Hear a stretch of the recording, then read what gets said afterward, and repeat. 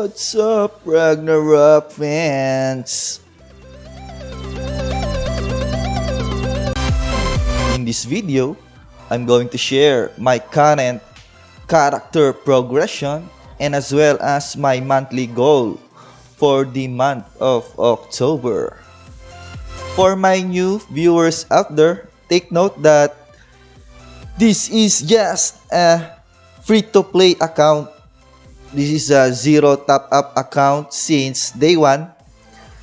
So I would say don't expect anything that much. But if let's say you are liking this type of progression, then stick with this channel because in here I show you how I achieve this type of progression.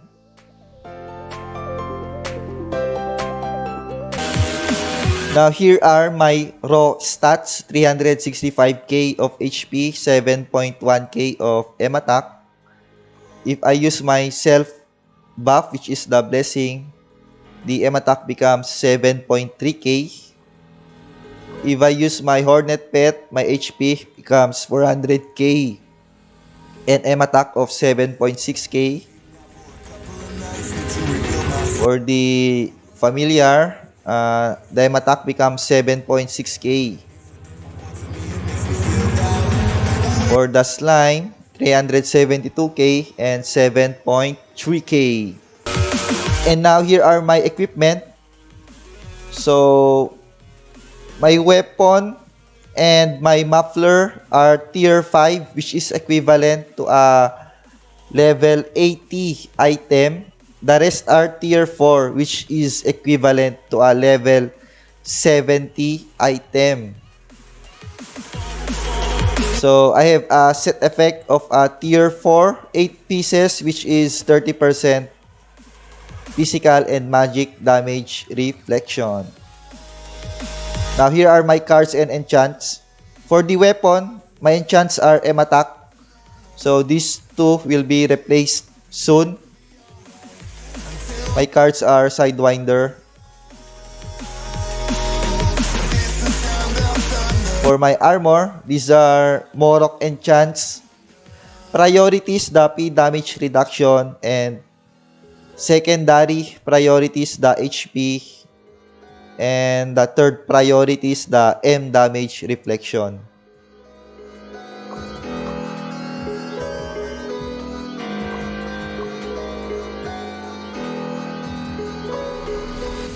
For my accessories, these are Frontera Enchants, but I'm not that focused on Frontera Enchants moving forward because I'm going to replace them anyways with reflect damage enchants in Geffen. So moving forward, I'm going to focus on the ROX enchants on my weapon and armor set, right? For my headgears, I'm using Pierre card 3 Pierre card. For the eyes or the mini glasses, I'm going to replace this with Dark Blinder once I got it.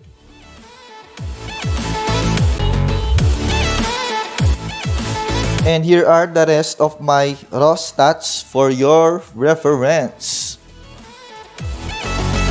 My haste is 1.7k. Depth of 1.1k. M depth of 1.6k.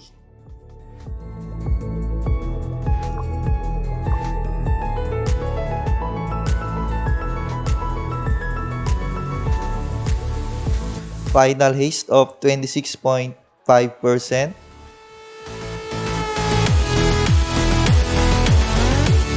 Final P damage reduction 8%. Final M damage reduction 15%. P damage reduction 582. M damage reduction 2701. Stun resistance of 90%. Reflection, both 30%. And that's it. Monthly goal number 1 is to reach upgrade Awakening Tier 4. So if you check my upgrade Awakening, 3 more items left and I'll be able to finish or complete the upgrade Awakening Tier 4, which will give me additional 10% upgrading effect, right? Which will greatly boost my stats. So how am I doing this right now? You check, I'm selling Frontera Enchants in our server. So any of these three, whichever will sell the fastest, right? And then once I sell them, I'm just buying directly the upgrading materials. Like for this one, for the accessories. So I just buy them directly. Why I am buying them directly? Because they're quite cheap already, below 5k in value. So I remember before I'm selling this at more than 20k per piece.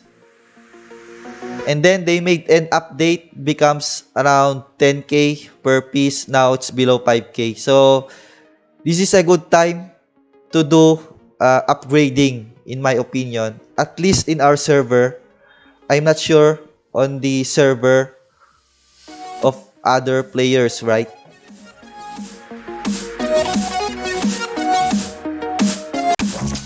Monthly goal number 2 is to do equipment tier 5 on all of my items, which is equivalent to a level 80 item.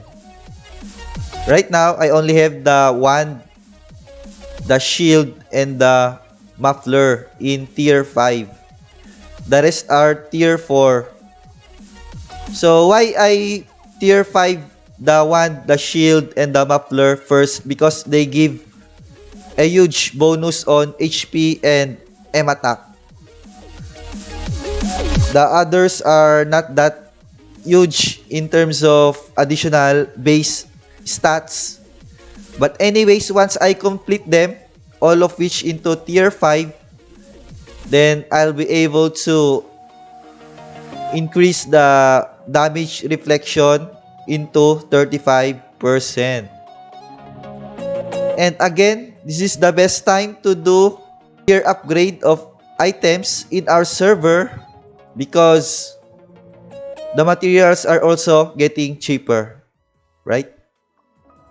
For the silver and irons, just 16k per piece, and the gold is 21k. So let's say I want to tier upgrade my shoes. I need 8 silver. So that's around 128,000 only. So I can farm this in one day. Same thing for the gold. 169k per piece. So same thing, I can farm that in one day.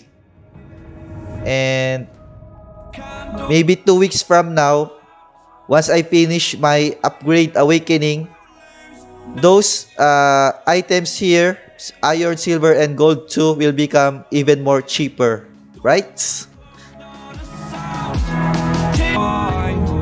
And once I completed tier 5 in all of my items, I'm going to continue to max out the upgrade of my items. That means I'm going to target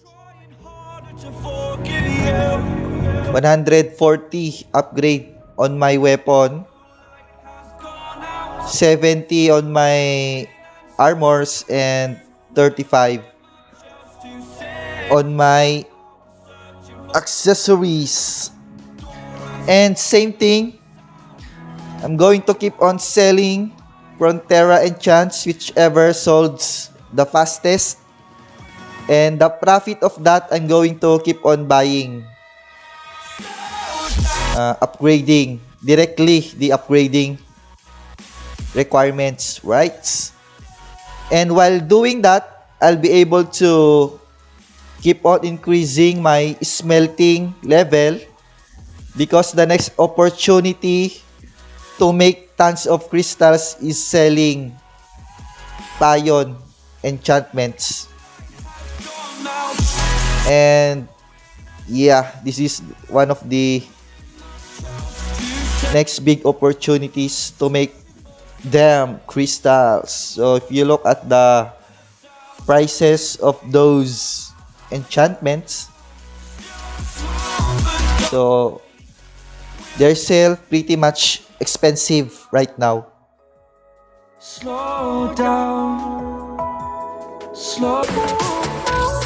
And for my last monthly goal for the month of October, if I still have time to do it, will be pet upgrading or the advancement, pet advancement, which is this one. This one's another safe investment. There's no way that this will fail. And pets are an extension of your character, especially during PvP where they are very much useful, right? And the first two pets that I want to upgrade are my two slime pets into maybe 2-star or 3-star. So these are quite cheap actually. So I can just keep on upgrading them whenever I still have time for the month of October. So I'm going to target 2-star or 3-star on both of those slime pet, right?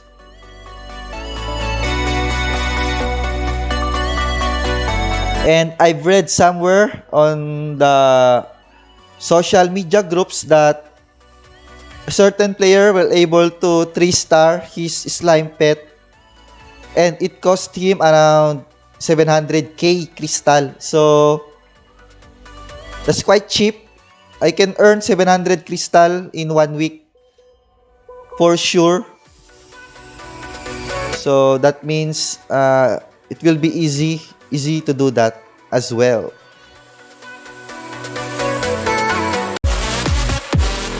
If you were able to notice, guys, that all of my goals for this month is related to upgrade. Why I'm doing that? Because it's one of the less risky way of investing into character progression. Slowly but surely, right? It will increases my base, and once I increase my base, going to replace my cards next, which is this 3 here. And then for next month, most likely majority of my goals will be enchantment. Then how about refining? So refining sucks. At least on my luck, I usually do refining whenever my kingdom pass ask me to do it.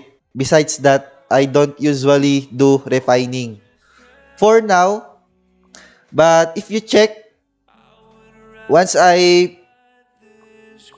max out my upgrades to 140, 70, and 35, the next set of upgrades will be here: 141 to 180, 71 to 90, 36 to 45, and these 3, if you want to make it, it will require a smelting level 8, which is a long way to go, right?